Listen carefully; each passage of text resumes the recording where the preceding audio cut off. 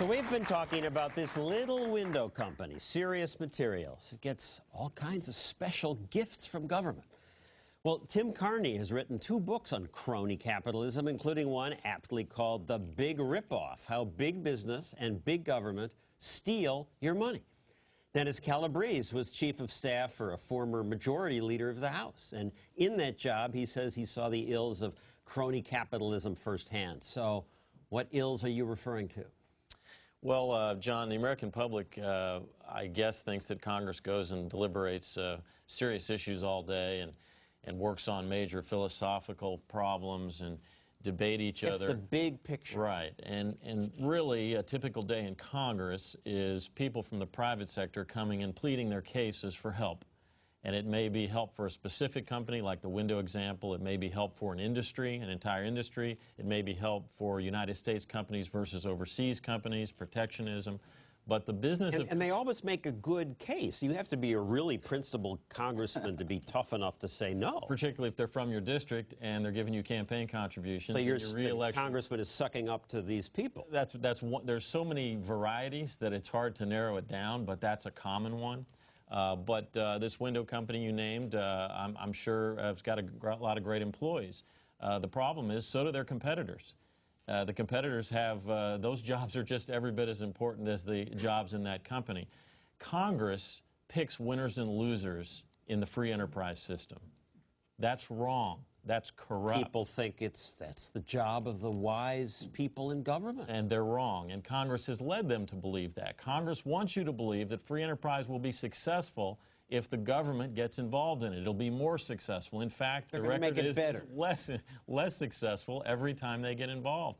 And of course, then it's used to criticize capitalism. Well, look, it doesn't work. It's not fair. It's a self-fulfilling prophecy. This is an unholy alliance.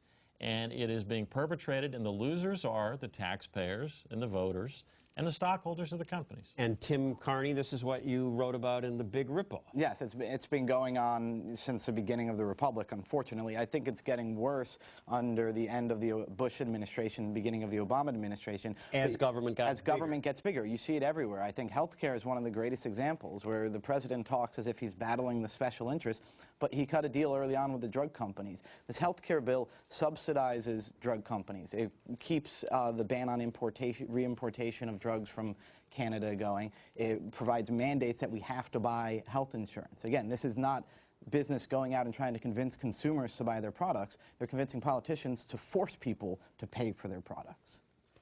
And going back to the Serious Window case, I noticed they got this special tax credit. Mm-hmm. And we looked up the criteria for this tax credit. What made these companies so special? And there were a number of things on the list, but high on it was job creation. Serious gets the money for that, and yet how many jobs will they create? Much of the favorable media attention that Serious got started when they reopened a closed window factory in Chicago. The company abruptly closed down, and its 250 employees staged a sit-in to protest losing their jobs. And to protest America's bailouts. You got bailed out! We got sold out! The union, the United Electrical, Radio, and Machine Workers, occupied the factory and held it for a week. Serious then stepped in as the heroes. The factory is likely to reopen, and those workers who fought back are expected to be hired back by this new firm. Union jobs in their old factory. Vice President Biden says the stimulus bill's funding for making buildings more energy efficient is expected to drive up demand for the kinds of windows made by Serious Materials, which has caused the company to ramp up its production, which has got those workers back their jobs. That's how it works. Economic stimulus. Ta-da! But where are the jobs? It's now almost a year later, and Serious didn't hire back those 250 people.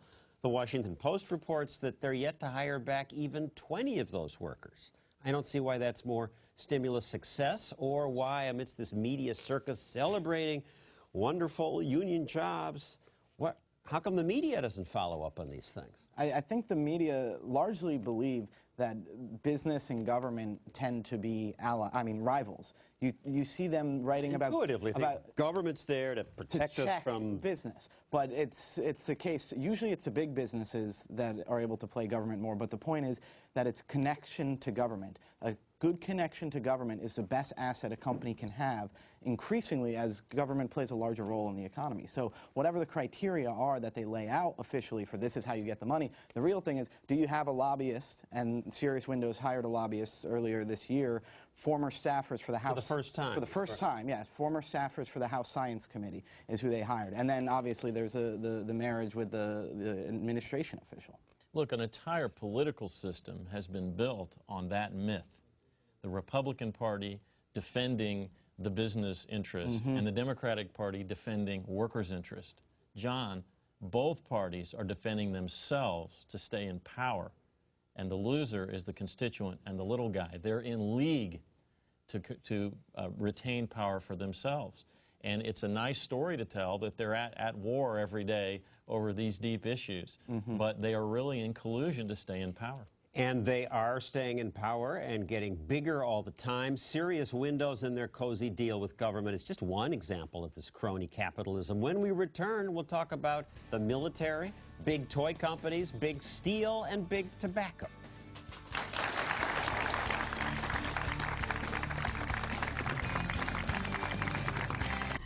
And joining us again are our two crony capitalism experts, Tim Carney and Dennis Calabrese. Now, Dennis, you're head of a consulting firm in Washington. You did work for the majority leader.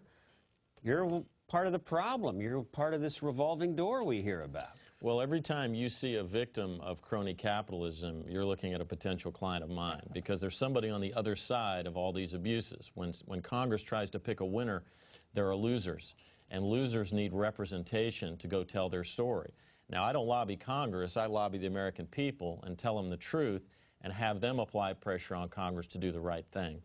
John, I challenge you to find a single area of the American free enterprise system that Congress is not involved in picking winners or losers. It's almost impossible. And the result is that these companies, which we may not like, I almost feel sorry for them. They have to hire a lobbyist just to keep the special interests from putting them out of business. And that's exactly what Congress wants. Congress wants you to have to come to them to get what you need, because that leads to campaign contributions, that leads to favors, and that leads to government getting power. Government's not getting just bigger. Government's getting more powerful, which is just as dangerous. And an example of that, Tim, we have 25% more lobbyists now than we had a decade ago. It's creepy that it does just grow. And a lot of companies start lobbying defensively, like Dennis was talking about, but then they get here, they hire their lobbyists, and suddenly they realize how much money they can make by investing in a lobbyist who pushes for the right policy. I use the example of Bill Gates all the time, who barely had any lobbyists in 1998 when his company got beat up for antitrust violations, supposedly. He was called before Congress. And then after that, he said, you know what, I used to not come to Washington very much. I'm going to be here a lot more. Now he has a huge lobbying operation that lobbies for regulations that, you know, help him and cause him profit while crushing smaller competitors. Yeah, I always thought there was a lesson in the fact that this new, big, wonderful industry that grew up without lobbying and created so much wealth for America, Silicon Valley and so forth, they were in the two big cities farthest from Washington, D.C. That left them free to experiment. But now they're in the swamp, and you see it with every industry where they all start ramping up their lobbying. Hedge funds had to start ramping up their lobbying and their campaign contributions when they were threatened with new regulations. Guess what? Now a lot of them support the regulations that can keep out new entrants. That's one of the main effects of regulation, is keeping out new competitors. So that's why Philip Morris, for instance, doesn't mind it. They control a majority of the cigarette market. And we will talk more about that in a moment. Coming up next, a toy story that could make a child cry.